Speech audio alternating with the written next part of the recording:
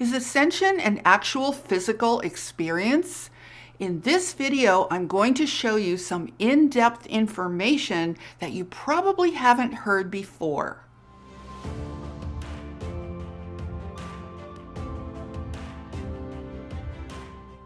Hi, I'm Saratoga Ocean, and I help people to spiritually awaken so they can enter a conscious path of ascension.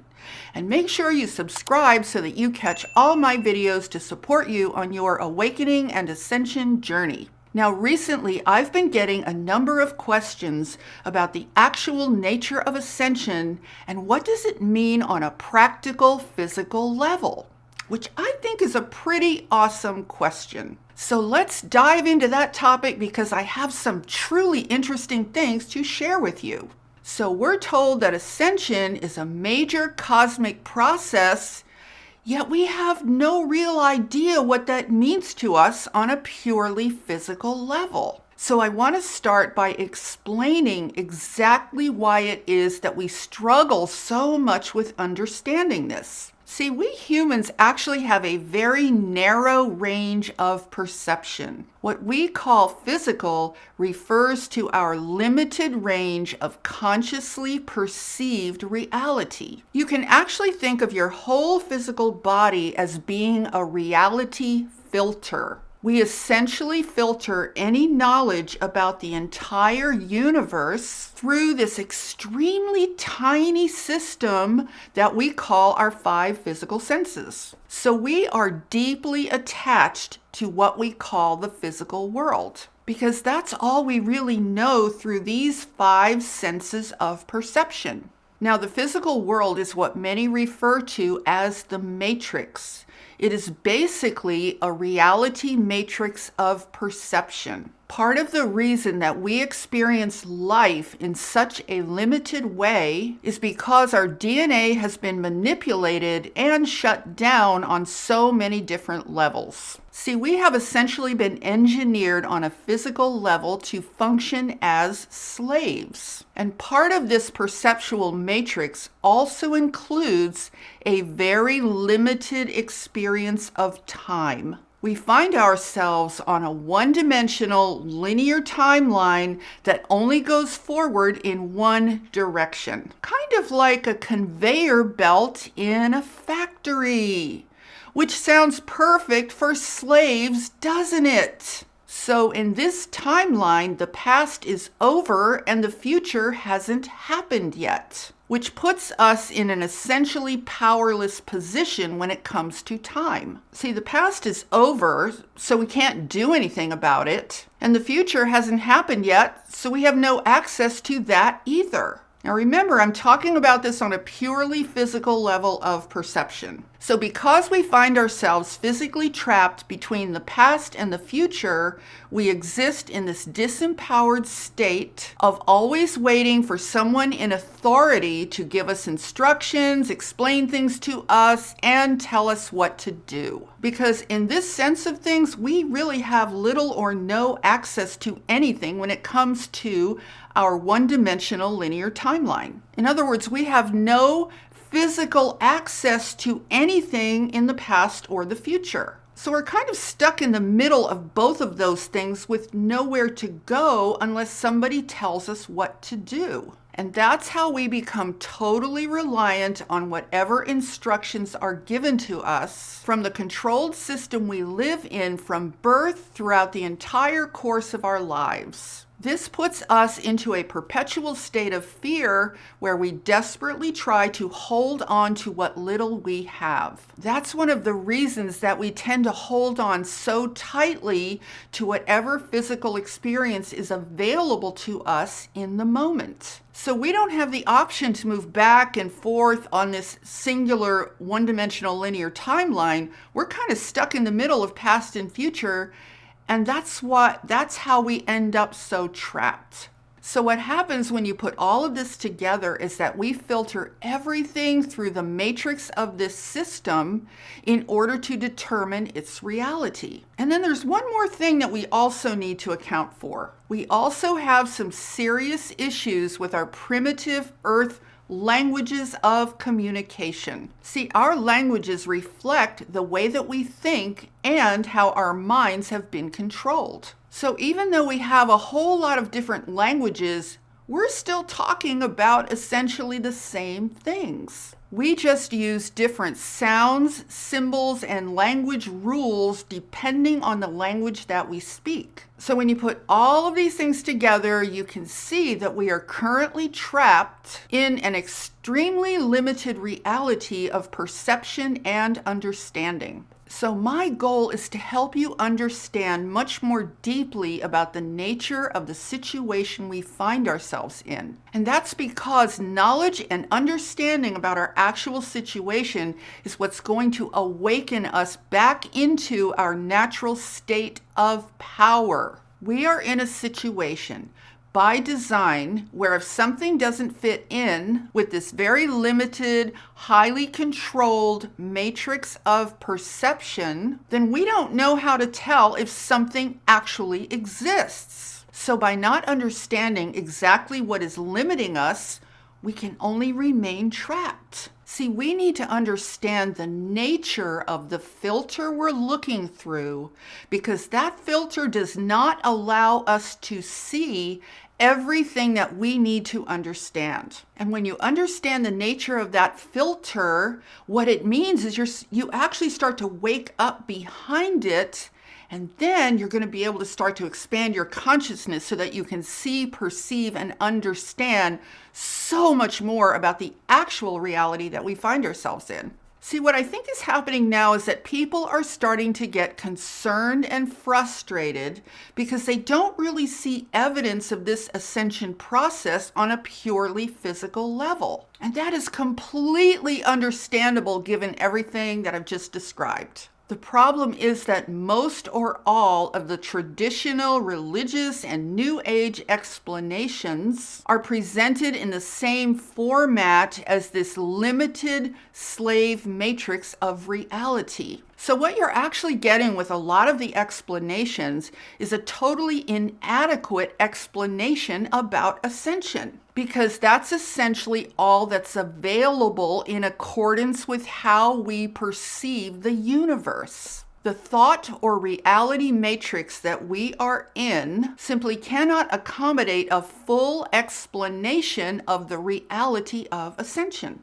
So if you feel that all of the old explanations are breaking down, that's actually probably not a bad thing. It could actually be functioning as a clearing process of what doesn't work, so we can expand our consciousness into experiencing what does work. And I think that's actually a pretty exciting proposition, actually. Now, I've also had people recently ask me to talk about the solar flash, which is another element of a possible ascension process. So if you're not familiar with the idea of the solar flash, I'll just put it in very simple terms.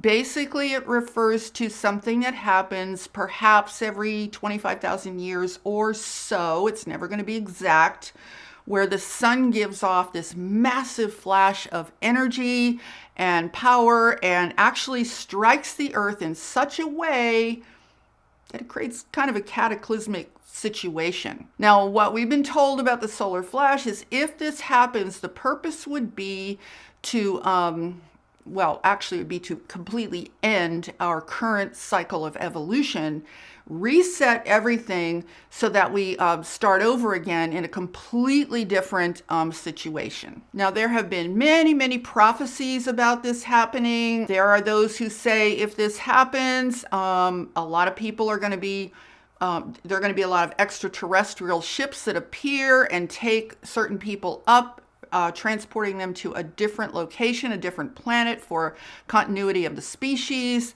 Other people will remain here. They may not survive. However, they will go on to something else. It's all very complex, and it actually sounds a little bit not so great, right? So here's why I tend to think this could be a possibility. And it has nothing to do with anything I've heard. It actually has to do with an experience that I had. Now, if you've been following me, you may know that I'm a walk-in. I've been channeling Archangel Michael for many, many years. And when I first walked in, and by the way, if you want to know my story, you can check out this video right here. But at any rate, when I first arrived here as a walk-in, I would spend a lot of time talking with Archangel Michael. And one evening I was sitting down and I was having a conversation with him because I can see him, I can talk to him just like I would talk to you. And all of a sudden I had this vision appear to me of a planet. It wasn't this planet, but it was a planet where all of these people were running and hollering and just terrified, and there were fires everywhere. Everything was on fire, and people were trying to hide in caves, and it was just complete, total pandemonium. It was actually kind of scary. And they weren't dressed like we dress here. They were dressed very differently. It was clear to me it was not Earth. It was somewhere else. It was something, and I knew it was something that I had witnessed before, that I had seen before. Perhaps I had been on that planet in some kind of service in that situation, which is what it seemed like to me. So anyway, I had this whole vision. It was completely real. I remember it today as though it was like yesterday. It was so vivid. So anyway, I saw this vision come to me, and I said to Archangel Michael, I said, this planet, meaning Earth, reminds me of that place. And he didn't say anything, but my experience was, wow, it was very unsettling, because I felt like, is that what's going to happen here? So that was weird, because back at that time, I never heard anything about a solar flash. I hadn't even been here that long. Nobody was talking about such a thing anywhere. But I never forgot that. And when I started hearing people discuss the solar flash, I remembered that, and I thought, oh boy, I hope that's not what's in store for us here. So my feeling at this time is I do not think this is a done deal in terms of, oh yes, this is going to happen. I do think it's possible, but I don't think it's completely known yet if this is how things are going to unfold or to what degree. See, to me, a solar flash would represent a complete end to this phase of our larger evolutionary process on this planet. It would mean that this phase is completely over, finished, done. And if it happens, it would serve as a giant clearing and a total reset of everything. Now, I don't think that's necessarily the best case scenario, but we're just going to have to see what happens at this point in time, because as I said, I don't think it's a done deal as yet. Now, I have asked myself a question: what would be the reason for a solar flash to occur? Because you see, the sun, you have to understand, the sun is alive, just like everything in this universe is alive. The sun is instrumental in our larger evolution. So whether or not there's a solar flash is going to depend upon a lot of factors. It's not just dependent upon us alone. It's dependent on who has interests in this planet. It depends on what extraterrestrial involvement there is. It depends on what's happening in the galaxy as a whole. I personally think AI is going to play a role in this, because you see, AI is a real problem in the natural world. It's a serious problem. If there's some intent that we don't want to see, whoever is involved with this Earth and this galaxy doesn't want to see this AI expansion into the galaxy, it might be a situation where, you got to cut off the power source of AI before it becomes self-replicating and before it develops a source of power that is no longer reliant upon electricity as it is right now. And see, because the natural world is completely and totally alive, that includes stars, planets, solar systems, all of it, there's also potentially a factor that's similar to like an immune system like we have in our bodies. So the sun could be a very strong part of an immune system in terms of the natural state, not only of our solar system, but of the entire galaxy, in which case a solar flash would kind of make sense to end the advance of that AI problem. So I wouldn't be overly concerned about it right now. I think we really have to focus on our own awakening so that we become more and more conscious, more and more aware, and more able to be a part of this universe at a cosmic extraterrestrial level instead of being so completely isolated in terms of our experience just to this tiny little physical world on planet Earth. And I'll say one more thing about the sun. Right now, our sun is very likely affecting our DNA. It's probably influencing our DNA in such a way as to support our awakening and our expansion of consciousness into higher and higher levels of awareness and reality. Now, I did start off bringing up the topic of is ascension, or how does ascension work in the physical world? In addition to everything else I've shared with you guys, you also need to start to question the nature of the physical reality itself, because we're not totally clued into the full nature of this physical universe. There was another time I was talking with Archangel Michael, and he was referring to actually the physical nature of this dimension we're in. And he said, you think, I'm trying to remember how he said it. It was something like, you think you can't put your hand through the table because your hand is solid and the table is solid. But actually, maybe it's not solid at all. Maybe it just appears that way because of certain principles that are in the works in this dimension, or something to that effect. I'm probably not saying it as well as he did, but you kind of get the idea, right? And here's another thing to think about. It's a well-known fact in terms of extraterrestrial abductions and things of that nature that the ETs themselves can come through walls. People have been taken through walls and through ceilings. That has happened over and over again. They've been taken in and out of timelines. I have a personal experience of something like that happening, where a memory of being taken out. I don't know if I'm going to share that in this video because that's a bit of a longer story, but I will share it in a future video where it more fits in with the context of the topic. But let's just say that I have a visceral, distinct memory of what it's like to be pulled out of this timeline and watch the whole timeline just freeze.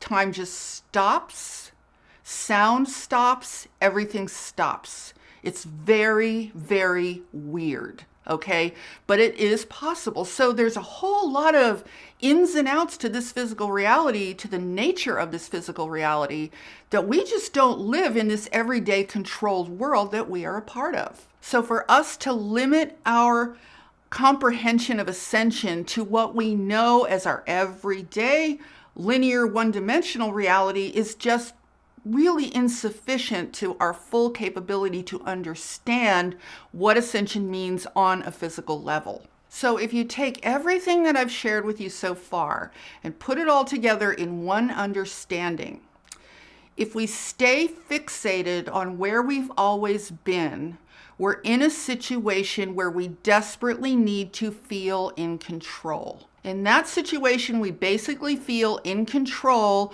when someone is telling us what to do. And that's what makes us feel secure. But that is a total illusion. The real truth is that we are being controlled. We're not in control, we're being controlled. Yet this is literally what makes us feel secure by design, because we are programmed to be controlled inside this slave matrix. So what you see in your head is what you're going to see out here. And as long as that reality is being controlled through your mind, that's what you're going to project out here. That's what you're going to see out here. And you're going to continue to try to understand ascension from a place that is not possible to understand ascension even on a physical level. So a big part of ascension is the awakening process, the complete reorientation of your consciousness, your mind, and your perception to that which is aligned with nature and the larger reality of what ascension really means. So here's what you need to do right now if you want to get more aligned with that part of your infinite self that can really deal with all of this and perceive it in a much more accurate way, which is not going to be limited to just your 5 physical senses and that one-dimensional linear timeline where you're trapped between past and future. The 2 simplest ways to proceed is to focus on getting reoriented in your heart more than in your head and the old beliefs and thoughts and internal chatter that goes on and on and on. Shift your orientation, shift your center from that stuff to your heart center. Shift it as much as you possibly can, because that's your heart center is love. It's infinite. It's connected to omnipresent love. It's connected to omnipresent intelligence. It's the gateway. It's the portal that you need inside of you to be able to expand your consciousness and begin to wake up and be able to grasp what all of this really means. And the second thing you want to do in addition to that, I know I say this over and over again, but that is to continuously raise your vibration.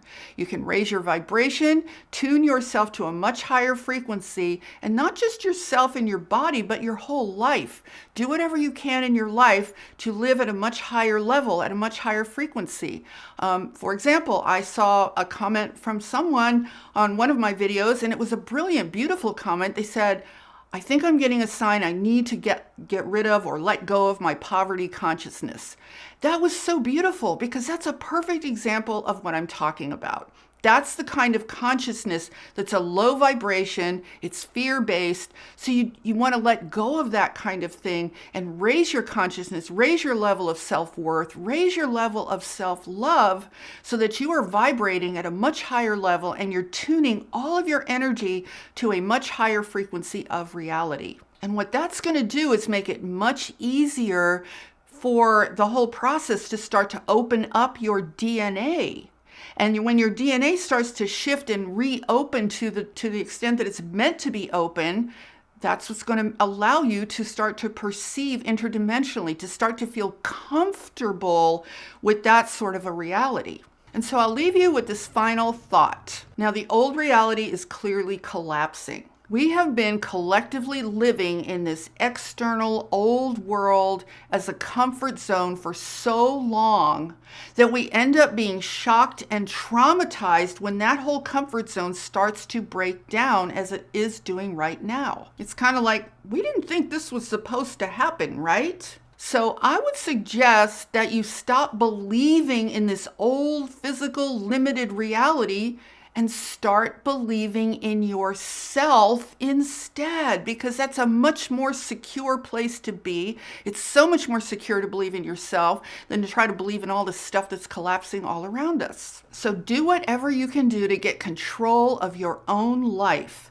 Tune into wherever you see it to be your own sphere of influence, because you have a sphere of influence in your life, and that's the one that you want to start taking command of. That's how you start to expand your radiance, expand your light, and expand your power into your own life. So mainly you want to keep your body, your mind, and your emotions as healthy and balanced as you possibly can. And that's what's going to help you get through this entire ascension process in whatever way it ultimately plays out. And don't be concerned, because you truly have enormous support in this universe to succeed in moving through this entire ascension at the highest possible level for you, so you're never really alone ever in this entire situation. So if you enjoyed this video and found value in it, give it a thumbs up and share it out with anyone else who you think would benefit from hearing this information. And be sure to subscribe and hit that notification bell, because I am here every Sunday, Tuesday, and Friday with all new videos to support you on your awakening and ascension journey. And with that, I'm sending you loads of love, light, and positive energy. I will see you in the next video. Namaste.